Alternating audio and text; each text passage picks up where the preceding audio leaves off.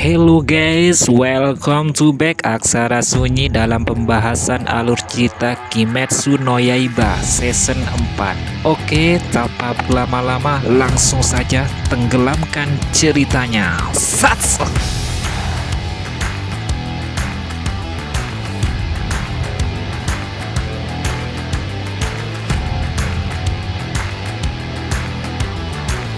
Selanjutnya, Tanjiro sampai juga di kediaman Hashira Cinta atau Mitsuri Kanroji.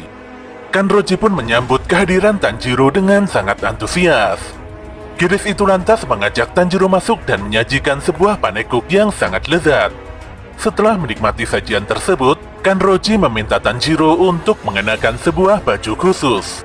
Ternyata baju itu adalah baju balet yang biasa digunakan Kanroji untuk melatih anggota pemburu iblis. Walau banyak anggota pelatihan yang tidak nyaman, namun Tanjiro malah terlihat santai dan mengikuti setiap sesi latihan dengan penuh semangat.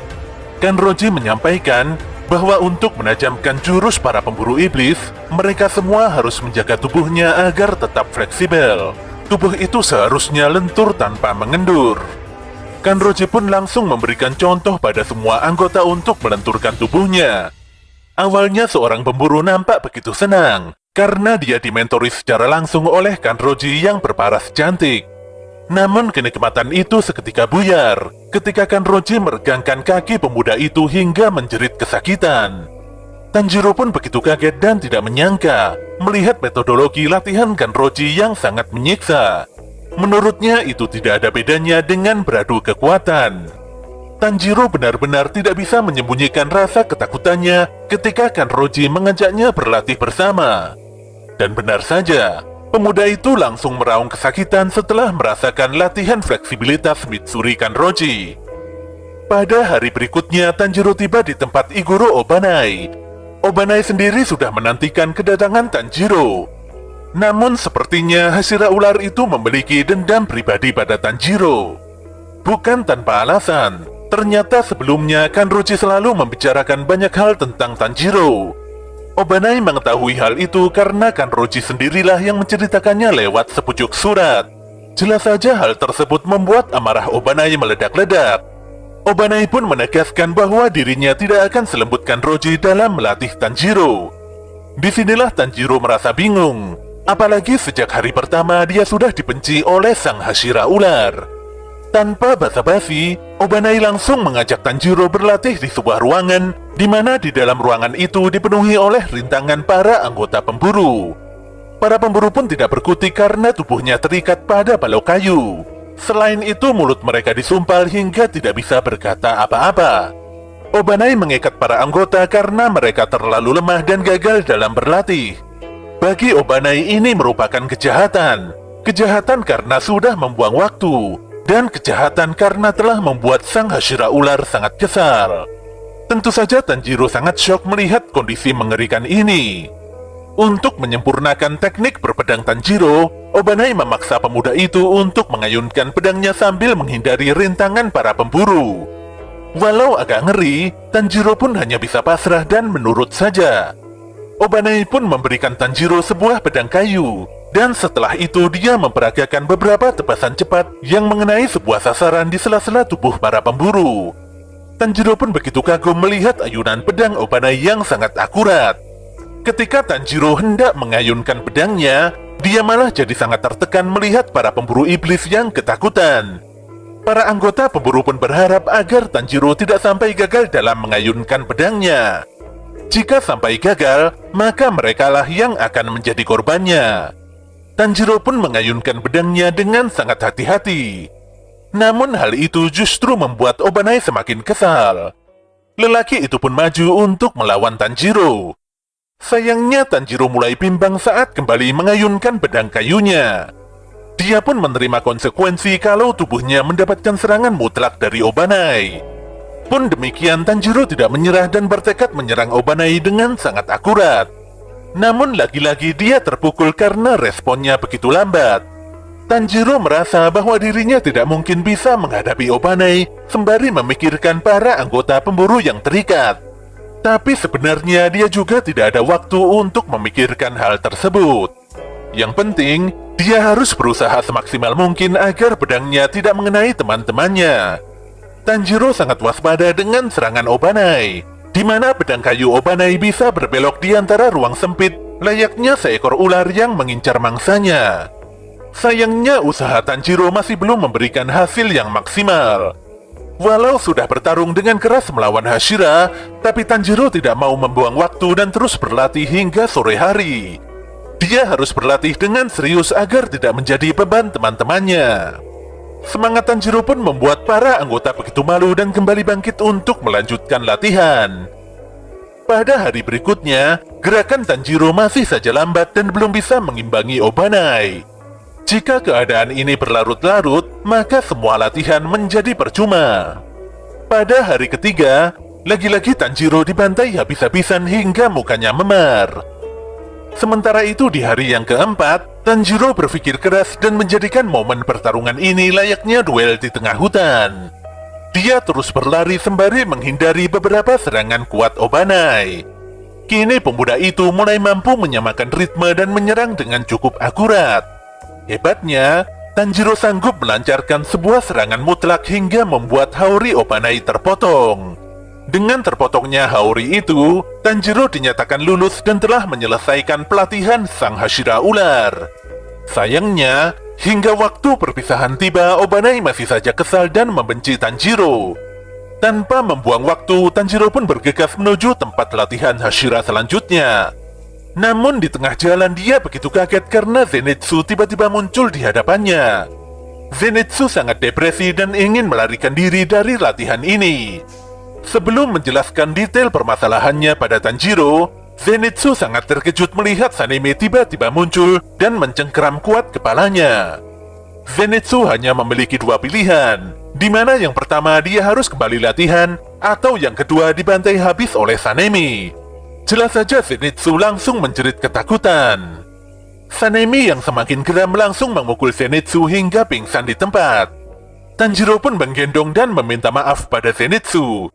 Dia berharap agar Zenitsu lebih berusaha untuk menyelesaikan latihannya di bawah arahan Hashira Angin.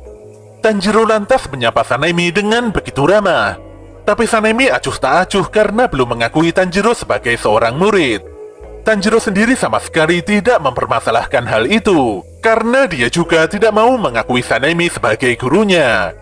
Sepertinya Tanjiro masih sangat kesal dengan kejadian sebelumnya, di mana Sanemi pernah menikam Nezuko.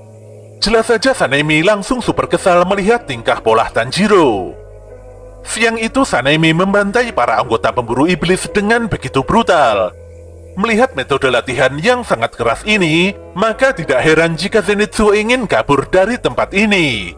Latihan akan terus berlangsung bahkan jika ada anggota yang muntah atau pingsan. Semuanya tidak boleh beristirahat jika belum dihajar habis-habisan. Hal ini jelas sangat berbeda dengan metode latihan Obanai yang masih memiliki waktu untuk bersantai-santai. Sanemi bersikap sangat keras pada Tanjiro. Jika Tanjiro lengah sedikit saja, maka dia pasti akan terluka parah. Di hari yang pertama itu, Tanjiro dibuat kesakitan dan mengalami luka lebam yang cukup serius. Saat berjalan di dalam rumah, tanpa sengaja Tanjiro mendengar suara gennya.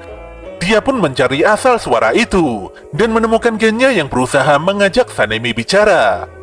Namun sayang, Sanemi masih keras kepala dan tidak mau mengakui gennya sebagai adiknya. Dia bahkan mengancam akan melenyapkan gennya jika gennya terus mengikutinya.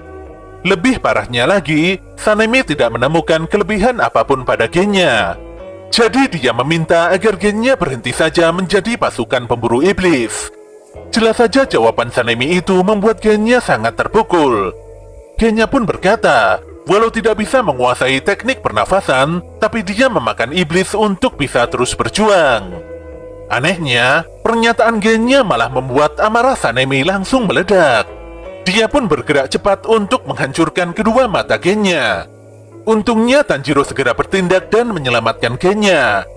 Sikap refleks Tanjiro membuat Zenitsu dan pemburu lainnya sangat amat terkejut. Zenitsu sangat ketakutan dan khawatir akan hal buruk yang menimpa Tanjiro.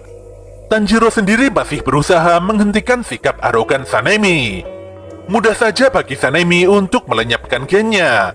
Tapi itu tidak bisa dilakukannya karena sama saja dengan melanggar kode etik pasukan pemburu iblis. Oleh karena itulah Sanemi lebih memilih untuk menghajar Genya hingga pemuda itu tidak bisa memulihkan dirinya lagi. Namun Sanemi akan mengampuni Genya jika Genya segera keluar dari pasukan pemburu iblis saat ini juga. Jelas saja Tanjiro tidak terima dengan pernyataan Sanemi. Sanemi tidak memiliki hak untuk menyuruh siapapun keluar dari anggota pasukan pemburu iblis. Oleh karena itulah, Tanjiro meminta agar Sanemi tidak memaksakan kehendak ngawurnya itu. Sebelumnya Sanemi tidak menganggap Genya sebagai adiknya. Jadi sudah sangat jelas kalau Sanemi tidak boleh mencampuri urusan Genya sama sekali. Tanjiro menegaskan, mau punya keahlian ataupun tidak, Genya telah memutuskan untuk bertaruh nyawa melawan iblis. Dia tidak akan membiarkan Sanemi berbuat seenaknya sendiri. Jika tidak ada Genya, maka Tanjiro dan yang lainnya tidak akan mungkin bisa mengalahkan iblis bulan atas di desa penempa pedang. Pernyataan Tanjiro pun membuat Genya sangat tercengang.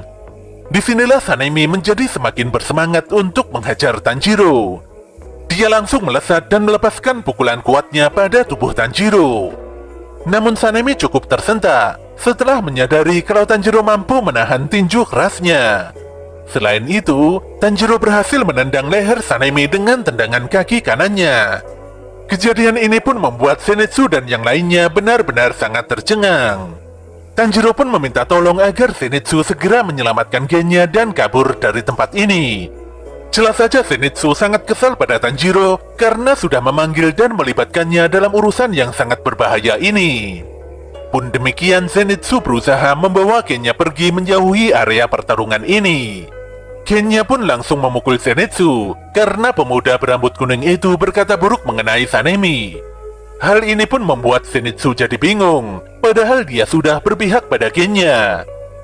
Sedetik kemudian Sanemi melepaskan tendangan kuatnya pada Tanjiro. Walau berhasil dihindari, namun tendangan Sanemi bisa membuat telinga Tanjiro robek. Sanemi benar-benar ingin menghabisi Tanjiro karena sudah berani sekali menantangnya. Di sini para anggota pemburu yang lainnya berusaha melerai pertarungan Tanjiro melawan Sanemi. Suasana siang itu benar-benar begitu kacau dan sangat berantakan. Tawuran ini pun terus berlangsung hingga hampir senja. Tanjiro pun diceramahi habis-habisan oleh Gagak Kasugainya.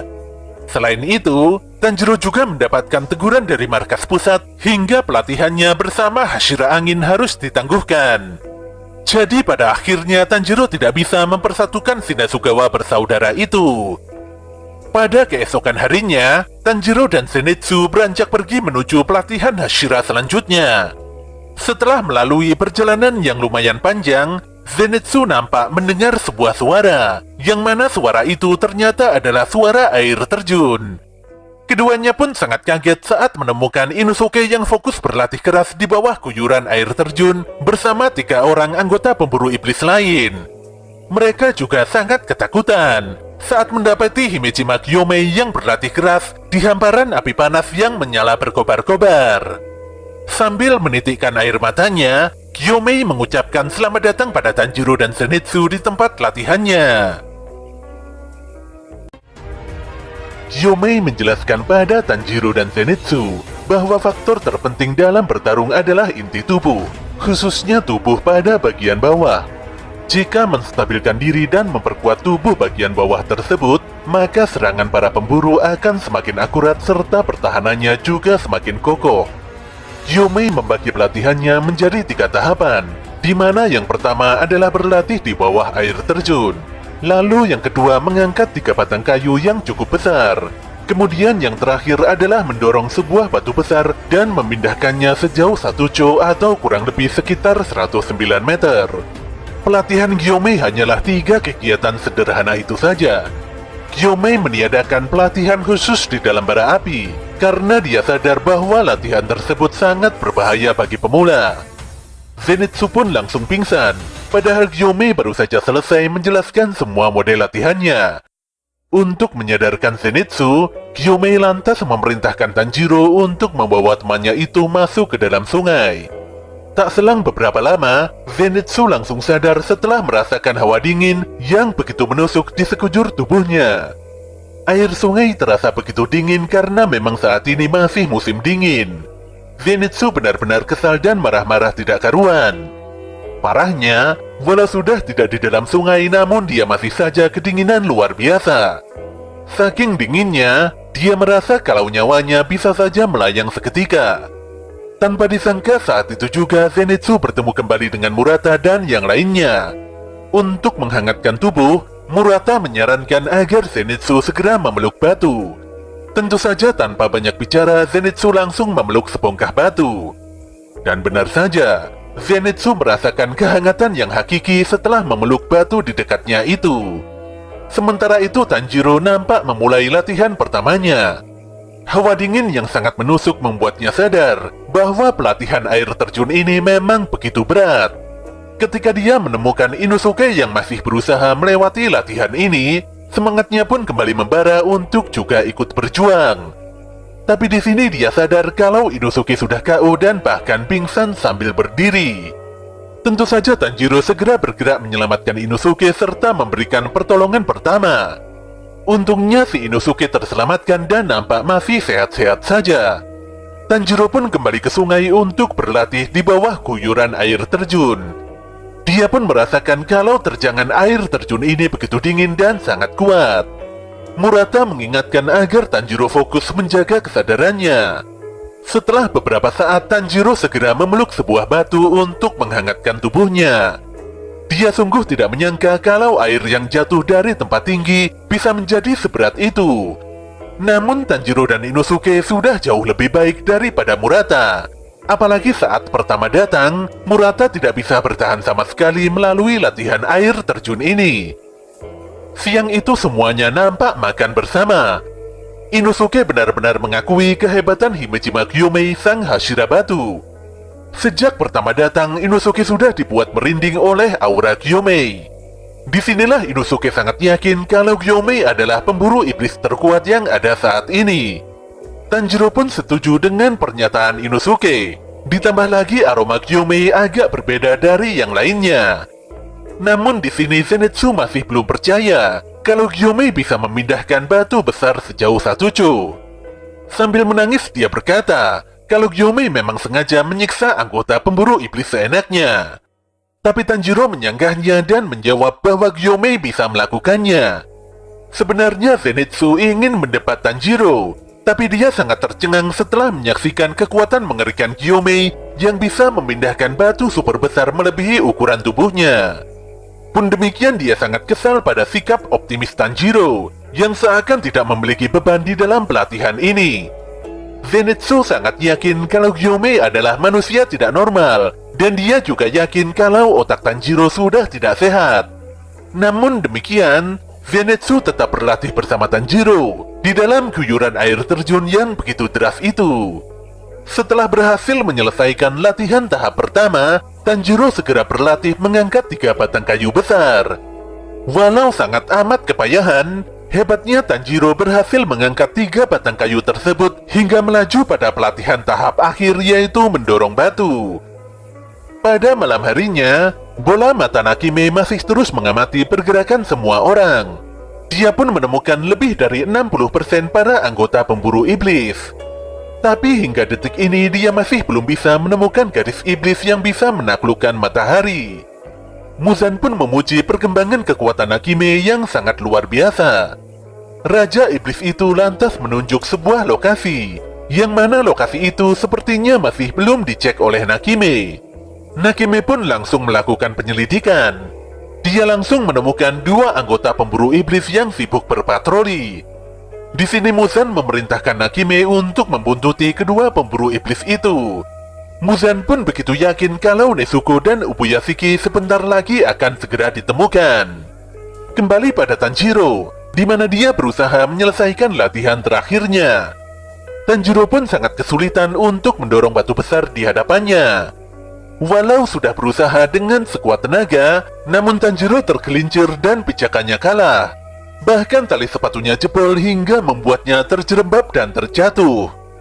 Setelah selesai beristirahat, Tanjiro kembali berlatih mendorong batu, walaupun usahanya itu masih belum membuahkan hasil. Siang itu Tanjiro membuatkan onigiri untuk teman-temannya. Tangannya sangat terampil dalam membuat makanan dari bahan nasi yang berbentuk segitiga itu. Semua orang begitu senang karena makanan buatan Tanjiro sangat enak. Di tengah kegiatan makan itu, Murata berkata kalau dia sudah mengetahui mengapa para Hashira tidak memiliki murid sama sekali. Anggota yang lainnya juga mulai sadar bahwa hal tersebut bisa terjadi karena pelatihan para Hashira benar-benar sangat berat dan mengerikan. Tapi mereka mencoba berpikir positif dan kembali membahas keahlian Tanjiro dalam hal memasak.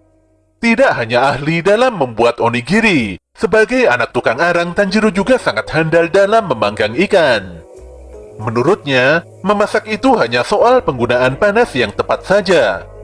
Selain itu, Tanjiro juga pintar dalam membuat onigiri bakar. Semua orang pun sangat terharu menikmati makanan enak di tangannya masing-masing. Makanan buatan Tanjiro seperti masakan ibu yang begitu nikmat dan ngangeni. Di sini Tanjiro malah terbawa suasana, di mana dia seperti berada di tengah-tengah kehangatan keluarganya dulu. Tanpa membuang waktu, sore itu juga Tanjiro kembali berlatih mendorong batu. Namun lagi-lagi dia tidak berhasil dan sangat kepayahan. Dia benar-benar bingung dan mengalami kebuntuan. Padahal sudah 6 hari berlalu sejak pertama kali dia berada di pelatihan ini. Pun demikian, Tanjiro harus berusaha lebih ekstra lagi, karena dia tidak tahu kapan para iblis akan datang menyerang. Ketika Tanjiro masih bingung harus berbuat apa, tanpa disangka Genya mendatanginya. Tentu saja Tanjiro agak kaget. Tanjiro sangat mencemaskan Genya, apalagi semenjak insiden di tempat Hashira Angin, dia tidak bisa menghubungi Genya sama sekali. Genya pun berkata kalau waktu itu dia ditahan dan dimarahi habis-habisan oleh Gyomei. Bukan tanpa alasan, ternyata Gyomei sudah menyuruh Genya untuk menjauhi Sanemi. Dia pun merasa bersalah karena telah membuat situasi jadi semakin rumit seperti ini. Genya lantas meminta maaf pada Tanjiro karena melibatkannya dalam masalah keluarga. Namun dia juga berterima kasih karena Tanjiro telah membelanya mati-matian. Genya menyadari kalau Tanjiro telah menjalani pelatihan batu besar. Di sini Tanjiro mencurahkan isi hatinya pada Genya. Tentu saja semua itu mengenai segala upayanya yang tidak berhasil dalam mendorong batu.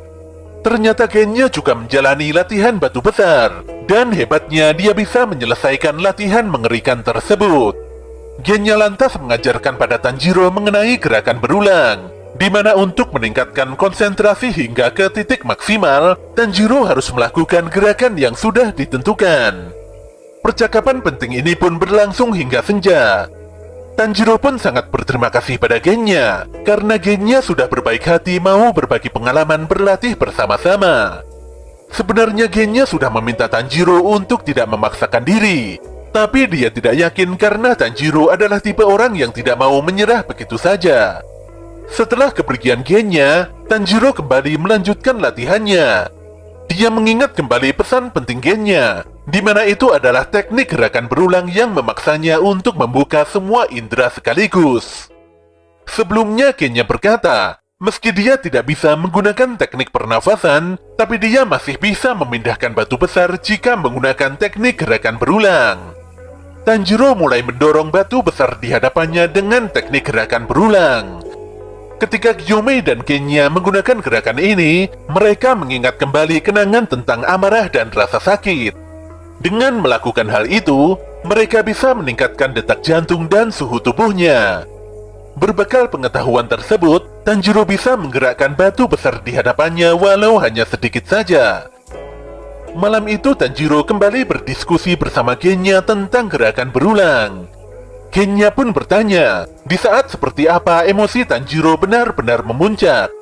Tapi di sini Genya langsung meminta maaf, karena pertanyaannya itu begitu sensitif hingga membuat Tanjiro terdiam 1000 bahasa.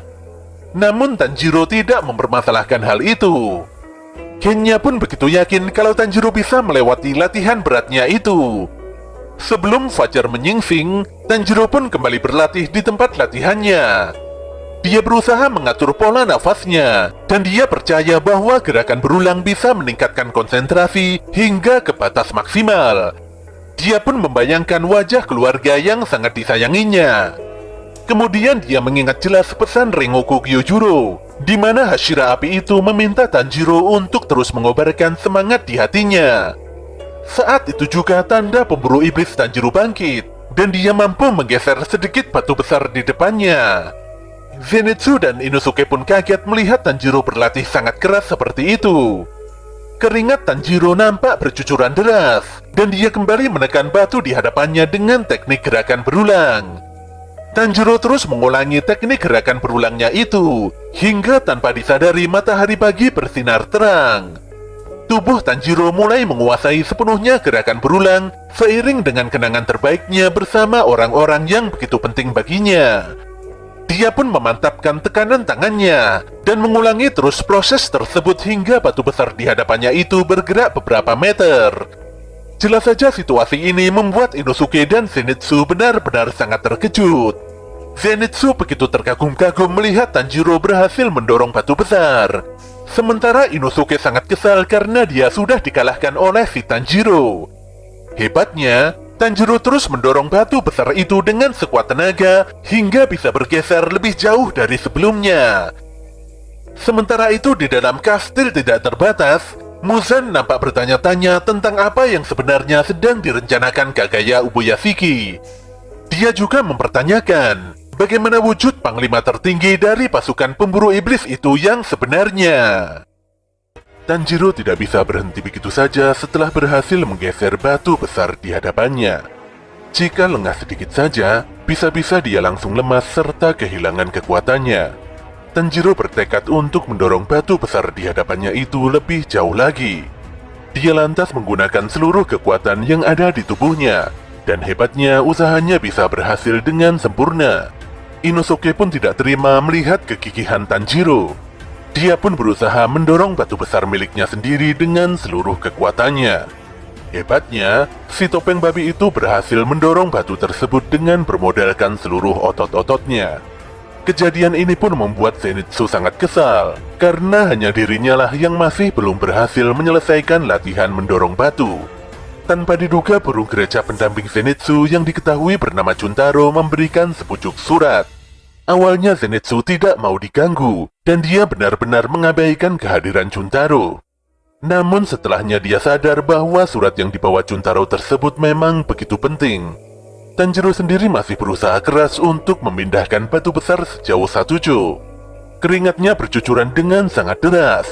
Walau pada akhirnya Tanjiro berhasil mendorong batu tersebut sejauh 109 meter, namun dia benar-benar teler dan sangat kelelahan. Dia pun langsung KO dan dehidrasi. Hal ini bisa terjadi karena Tanjiro terlalu banyak mengeluarkan keringat tanpa meminum air sama sekali. Ketika dia benar-benar kehausan dan tidak bisa bergerak, tanpa disangka Himejima Gyomei datang dan memberikannya banyak air. Tanjiro pun sangat berterima kasih pada Gyomei yang telah menyelamatkan nyawanya. Gyomei lantas berkata kalau Tanjiro telah lulus melalui serangkaian latihannya. Gyomei juga membenarkan tindakan Tanjiro di desa penempa pedang, di mana kala itu Tanjiro lebih mementingkan nyawa para penduduk ketimbang adiknya sendiri yang merupakan iblis. Gyomei mengakui kalau Tanjiro merupakan pendekar pedang teladan yang sangat membanggakan. Hal ini pun membuat Tanjiro terdiam, tapi dia menjelaskan bahwa Nezuko lah yang membuat keputusan tersebut. Waktu itu Tanjiro ragu-ragu dalam mengambil keputusan hingga membuat para penduduk hampir kehilangan nyawa. Tanjiro menegaskan bahwa dirinya tidak sebagus itu. Walau Gyomei memiliki pandangan yang sangat buruk tentang anak-anak, namun dia meyakini kalau Tanjiro adalah anak yang sangat berbeda. Tanjiro berharap agar Gyomei tidak secepat itu mengambil keputusan untuk mengakuinya. Disinilah Gyomei mengungkapkan bahwa keraguannya pada Tanjiro telah sirna. Gyomei benar-benar mengakui Tanjiro tanpa memikirkan pandangan orang lain. Ketika Tanjiro tidak memahami mengapa Gyomei ngotot mengakuinya, saat itulah Hashira batu tersebut menceritakan kisah masa lalunya. Kala itu Gyomei mengasuh anak-anak yatim piatu di sebuah kuil. Pada suatu ketika, semuanya terlihat makan bersama dengan menu ikan spesial. Dikarenakan Gyomei begitu kurus, seorang bocil bernama Sayo langsung memberikan jatah ikannya pada Gyomei. Gyomei pun tertawa ringan melihat kebaikan gadis kecil tersebut. Gyomei menghargai kebaikan Sayo, namun dia tidak bisa menerima makanan tersebut karena sedang menjalani latihan. Gyomei lantas meminta Sayo makan lebih banyak agar bisa tumbuh besar dan semakin kuat.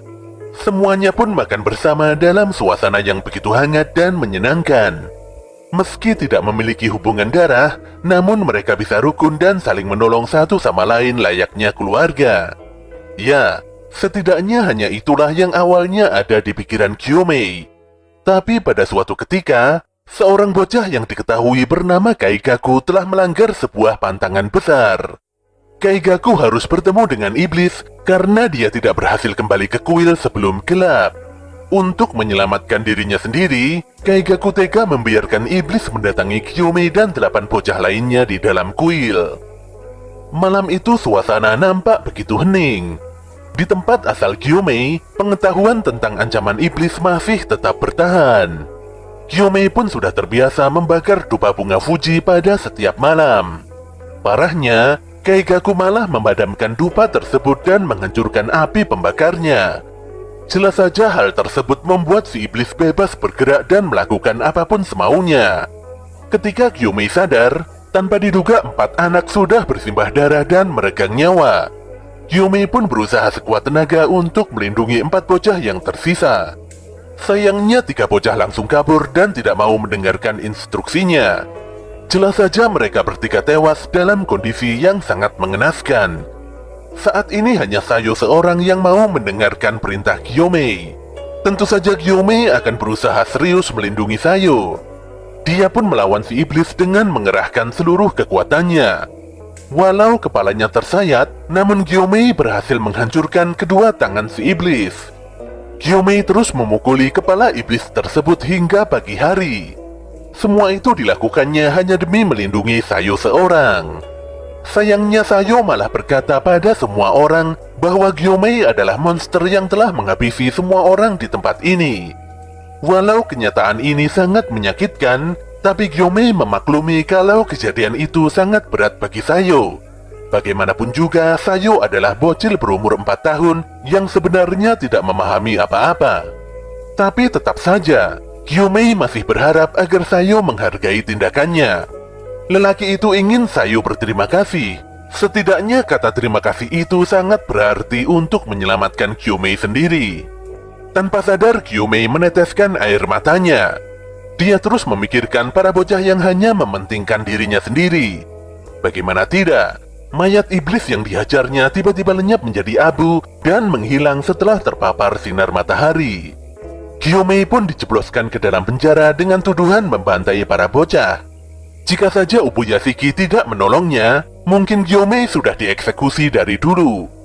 Kejadian ini pun membuat Gyomei selalu waspada dan mudah curiga pada anak-anak. Dia bahkan mencurigai Tanjiro dan teman-temannya.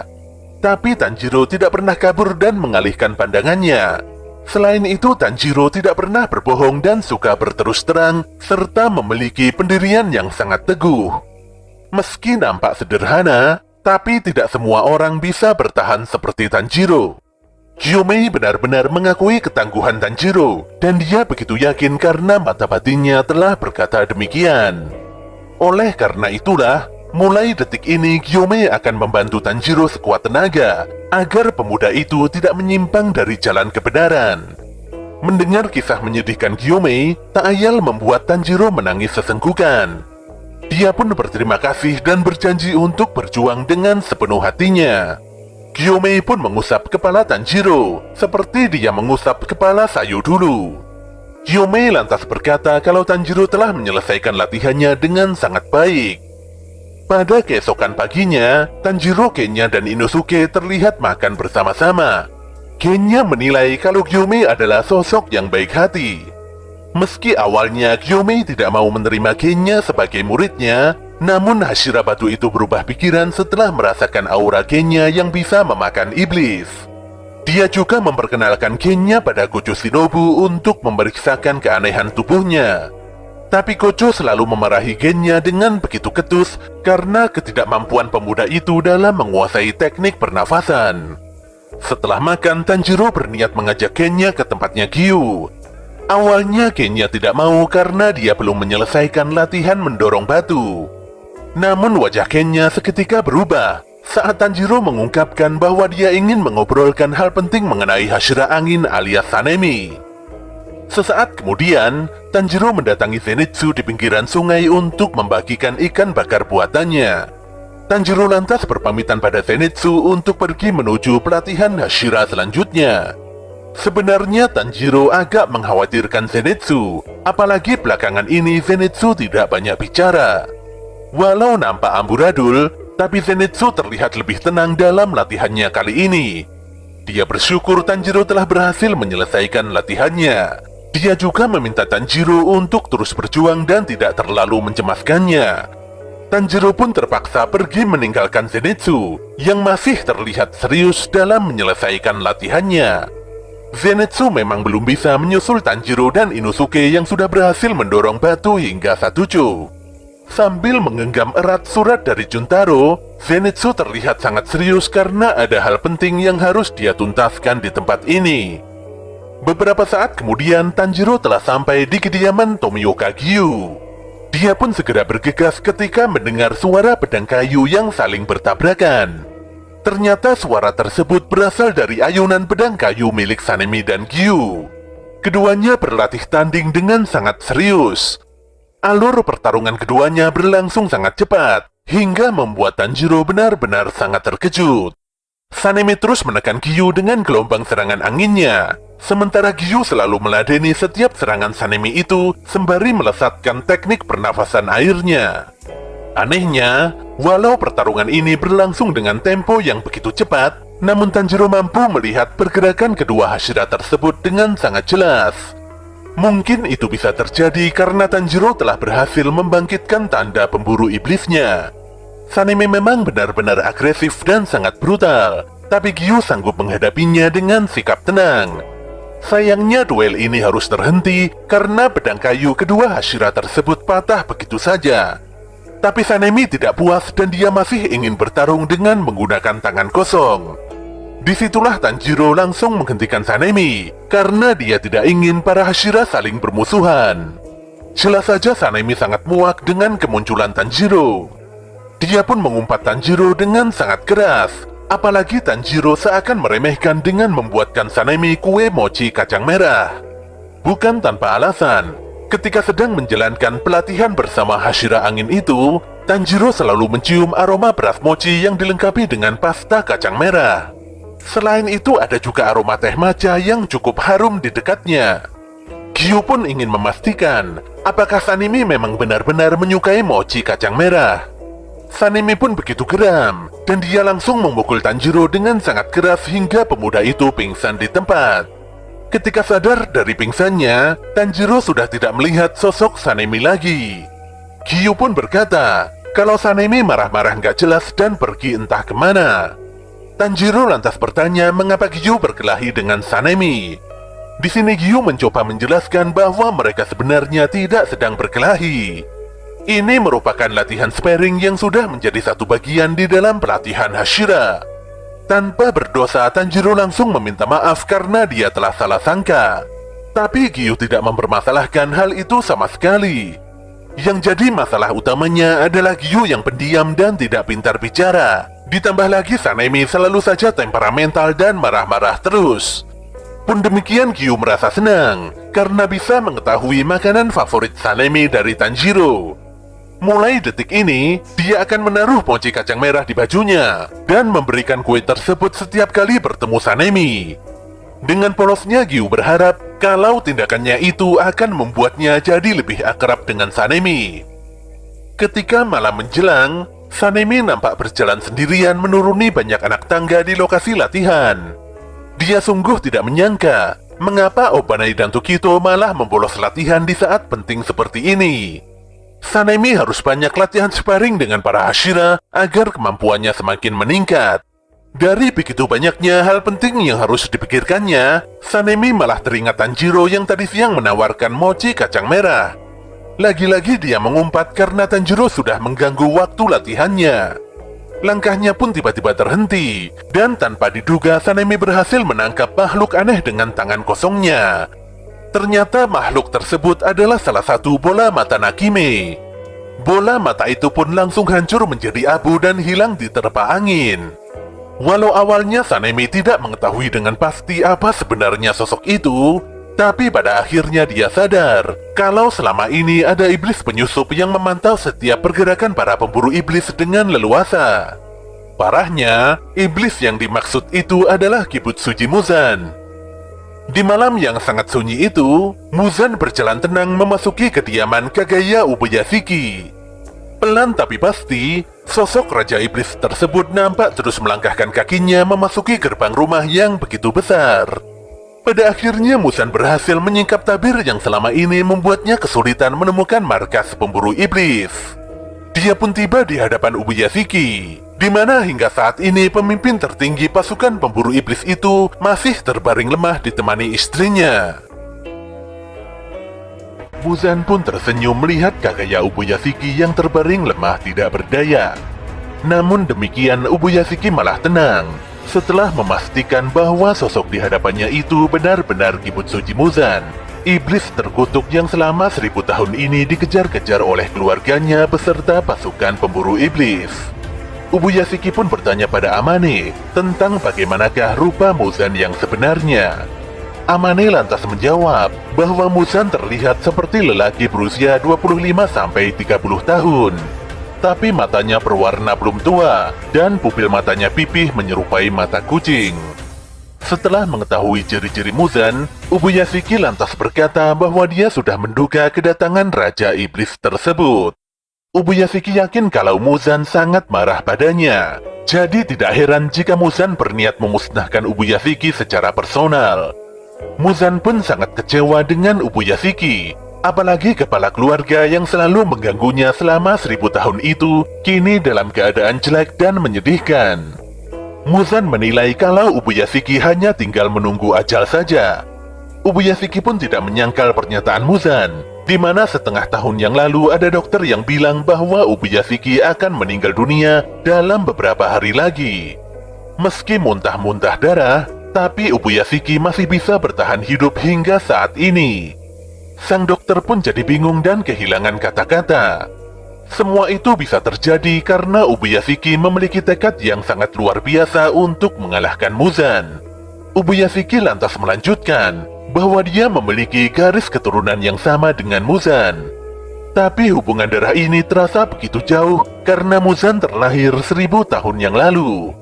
Keluarga Ubuyashiki pun harus dikutuk karena telah melahirkan sosok monster mengerikan seperti Muzan.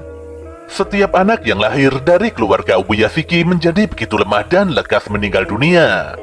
Hal ini pun membuat setiap anak yang lahir dari keluarga Ubuyashiki menjadi begitu lemah dan lekas meninggal dunia. Ketika keluarga Ubuyashiki diambang kepunahan, seorang Onmyoji memberikan informasi bahwa ada iblis yang terlahir dari gadis keturunan mereka. Onmyoji itu pun menganjurkan agar keluarga Ubuyashiki bertekad untuk mengalahkan iblis tersebut. Jika mereka melakukannya, maka keluarga ini akan bertahan hidup dari generasi ke generasi. Walau sudah melakukan berbagai macam cara, sayangnya tidak ada satupun keluarga Ubuyashiki yang hidup lebih dari 30 tahun. Muzan pun tidak mengerti apa yang sebenarnya dimaksud Ubuyashiki. Raja Iblis itu tidak peduli dengan masa lalu Ubuyashiki karena dia akan melenyapkan pria itu malam ini juga. Meski sudah membantai ratusan hingga ribuan manusia, tapi Muzan terlihat biasa saja dan tidak mendapatkan azab. Oleh karena itulah Muzan menilai kalau semua perkataan Ubuyashiki tadi tidak ada korelasi dengannya. Tapi Muzan merasa aneh ketika Ubuyashiki bertanya mengenai apa impiannya selama 1000 tahun terakhir ini. Meskipun saat ini Muzan berada di depan musuh terbesarnya, tapi dia tidak merasakan kebencian sama sekali. Dia lantas berpaling pada dua bocah yang nampak asyik bermain bola temari di sebelahnya. Raja Iblis itu pun merasakan nostalgia dan kelegaan yang begitu aneh. Bagaimana tidak, di tempat ini hanya terdapat 4 orang saja, yaitu Ubuyashiki, Amane, dan kedua anak mereka. Tidak ada satupun penjaga sama sekali. Ubuyashiki menilai kalau Muzan sangat mendambakan keabadian. Muzan pun membenarkan hal itu. Apalagi sebentar lagi mimpinya akan menjadi nyata setelah dia mendapatkan Nezuko. Tapi Ubuyashiki tidak akan membiarkan hal itu terjadi. Muzan lantas mendekati Ubuyashiki dan istrinya. Raja Iblis itu benar-benar muak mendengarkan omong kosong Ubuyashiki. Ubuyashiki memiliki pandangan lain tentang arti dari keabadian. Keabadian adalah perasaan manusia yang sangat kekal. Dalam 1000 tahun, pasukan pemburu iblis tidak pernah sekalipun menghilang. Banyak pasukan pemburu iblis yang bernasib buruk dan meninggal dunia, tapi mereka tidak pernah hilang. Fakta itu pun sudah membuktikan bahwa perasaan manusia memang abadi. Perasaan yang tidak bisa memaafkan seseorang yang telah merenggut nyawa dari keluarga atau orang terkasih juga merupakan suatu keabadian. Ubuyashiki menegaskan bahwa tidak ada satupun orang yang akan memaafkan kejahatan Muzan dalam 1000 tahun ini. Selain itu, Muzan telah menginjak ekor harimau dan memancing kemarahan naga berkali-kali. Si Raja Iblis sudah membangunkan harimau dan naga buas yang seharusnya tertidur. Para pemburu iblis selalu menatap Muzan dan tidak akan membiarkannya kabur lagi. Pasukan pemburu iblis tidak akan terpengaruh sedikitpun, meskipun Muzan melenyapkan Ubuyashiki di tempat ini. Bagaimanapun juga, Muzan tidak akan pernah mengerti tentang ikatan dan perasaan manusia yang sebenarnya. Ubuyashiki menilai kalau dirinya tidak terlalu penting bagi pasukan pemburu iblis. Tapi kematiannya bukan tidak ada artinya. Apalagi dia sangat beruntung karena para Hashira sangat menghormatinya. Dengan kata lain, jika Ubuyashiki meninggal dunia, maka semangat pasukan pemburu iblis akan meningkat berkali-kali lipat dari sebelumnya. Ubuyashiki sungguh tidak menduga kalau Muzan akan mendengarkan seluruh ucapan terakhirnya. Dia pun berterima kasih pada Muzan, walau Raja Iblis itu sudah mengancamnya dengan cakar-cakar tajamnya. Detik itu juga, para Hashira mendapatkan panggilan darurat dari Kakak Kasugai bahwa kediaman Kagaya Ubuyashiki tengah diserang. Jelas saja para Hashira itu benar-benar sangat tertekan. Mereka semua berlari secepat kilat karena nyawa Ubuyashiki sedang dipertaruhkan. Scene pun kembali beberapa waktu yang lalu, di mana kala itu para Hashira sedang berkumpul. Sanemi berpikir kalau seharusnya Ubuyashiki dijaga oleh 2 orang Hashira. Tapi Gyomei menolak ide itu karena Ubuyashiki memang tidak mau. Ubuyashiki menganggap bahwa para Hashira adalah kekuatan utama pasukan pemburu iblis. Sebagai seorang pemimpin, Ubuyashiki tidak ingin memanfaatkan kekuatan spesial itu untuk kepentingan dirinya sendiri. Selain itu, sudah sejak dari dulu para pemimpin klan Ubuyashiki memang tidak memiliki satupun pengawal. Sifat Ubuyashiki yang bijaksana inilah yang membuat para Hashira sangat terpukul. Semuanya ingin berjuang sekuat tenaga dan memberikan hasil terbaik demi tuan besar mereka. Sayangnya mereka semua tidak sempat melakukan hal itu, karena kediaman Ubuyashiki tiba-tiba meledak dengan begitu dahsyat. Dalam sekejap mata, seluruh bangunan itu langsung dilahap api dan hancur berkeping-keping. Dari kejauhan, asap si jago merah terlihat membumbung tinggi ke atas langit. Jelas saja para Hashira terlihat sangat amat terperanjat. Tanjiro sendiri tidak bisa menutupi kegundahannya. Penciumannya yang tajam telah memastikan bahwa di balik kecelakaan itu terdapat bau busuk dari darah dan daging yang terbakar hebat. Tubuh Muzan nampak hancur berantakan dan terhempas ke tanah. Sembari memulihkan diri, Muzan benar-benar sangat marah dan mengutuk tindakan Ubuyashiki. Di balik senyuman manis itu, Ubuyashiki meledakkan dirinya beserta seluruh keluarganya. Muzan sungguh tidak menyangka kalau Ubuyashiki sudah melakukan tindakan senekat ini demi mengalahkannya. Regenerasi Muzan nampak melambat karena ada campuran serbuk tanaman khusus di dalam peledak sebelumnya.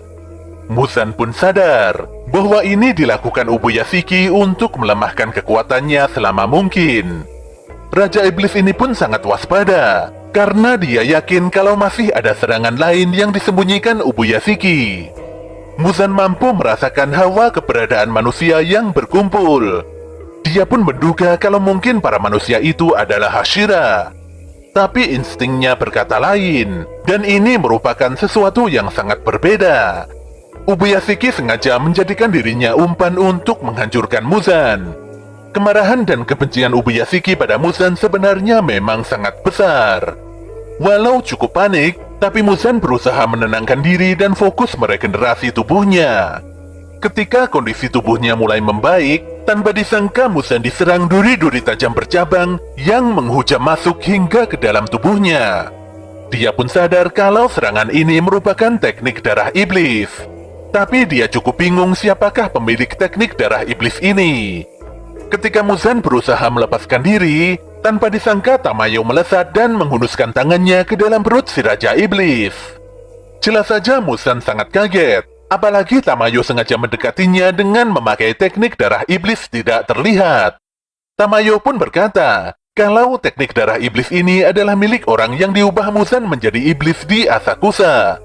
Wanita itu pun melanjutkan, kalau dia telah menaruh obat mujarab yang bisa mengubah iblis menjadi manusia di dalam kepalan tangannya. Walau Muzan tidak mempercayai hal itu, tapi Tamayo memastikan bahwa dirinya berhasil meramu obat spesial tersebut. Muzan pun menendang dan mencengkram kepala Tamayo. Dia merasa kalau dendam Tamayo sudah salah alamat. Muzan mengingatkan kalau dulu Tamayo telah membantai suami dan anak-anaknya. Jelas saja hal ini membuat Tamayo sedih. Jika saja Tamayo mengetahui kalau akhirnya seperti itu, dia pasti tidak akan pernah menjadi iblis. Wanita itu pun mengakui kalau dulunya dia memang banyak melahap manusia. Tapi dia melakukan hal itu karena putus asa sepeninggal keluarganya. Oleh karena itulah, Tamayo berencana mengakhiri hidupnya di tempat ini bersama Muzan. Wanita iblis itu pun berteriak dan meminta bantuan Gyomei untuk melancarkan serangan. Jelas saja Muzan begitu terkejut menyaksikan Hashira batu itu mengayunkan senjatanya. Gyomei pun menghancurkan kepala Muzan dengan sekali ayunan cambuk berdurinya. Scene pun kembali ke masa lalu, di mana kala itu Gyomei pertama kali bertemu dengan Ubuyashiki. Saat itu Gyomei berumur 18 tahun. Sementara Ubuyashiki masih berusia 14 tahun. Sikap Ubuyashiki sangat dewasa, benar-benar bertolak belakang dengan usianya yang begitu muda. Gyomei pun menangis sesenggukan, karena Ubuyashiki mengetahui kalau Gyomei selalu bertarung demi melindungi orang lain. Sejak pertama kali berjumpa dengan Gyomei, tekad Ubuyashiki tidak pernah goyah sedikit pun. Pada 5 hari sebelumnya, Ubuyashiki berkata pada Gyomei kalau Muzan akan datang ke tempat ini. Ubuyashiki pun meminta Gyomei untuk menggunakannya sebagai umpan. Dia juga meminta agar Gyomei memenggal kepala Muzan untuknya.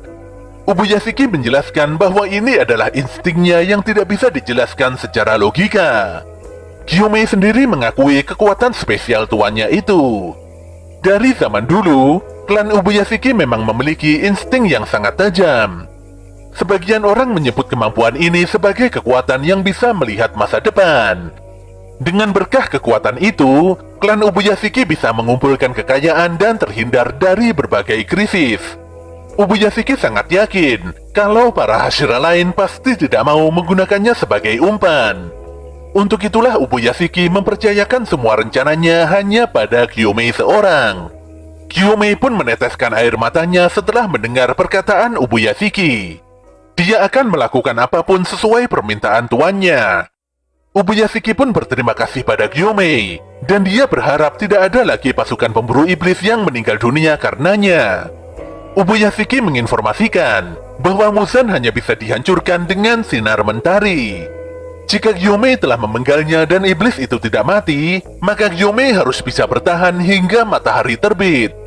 Gyomei pun menyadari kalau informasi dari Ubuyashiki tentang Muzan memang benar adanya. Muzan sangat kuat dan begitu sulit untuk dikalahkan. Regenerasi tubuhnya sangat cepat, dan dia adalah musuh yang levelnya jauh lebih tinggi dari semua iblis yang pernah dihadapi Gyomei.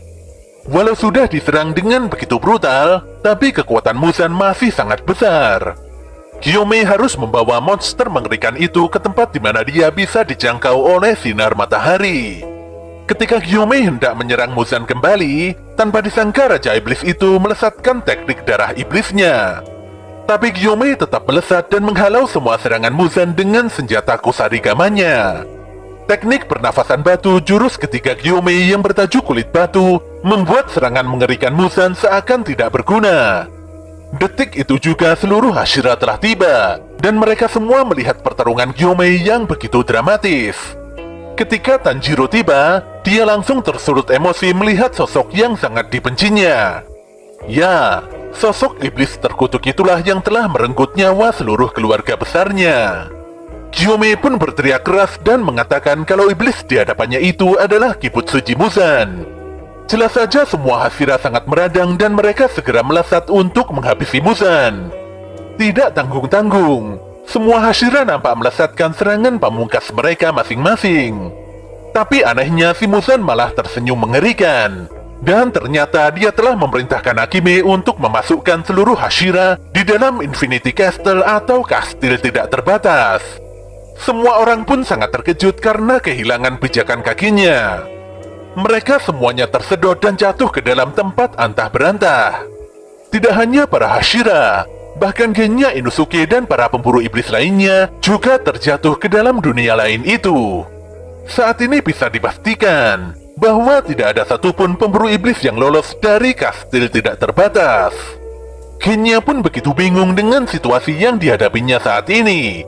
Tapi anehnya Inosuke malah senang bukan kepalang.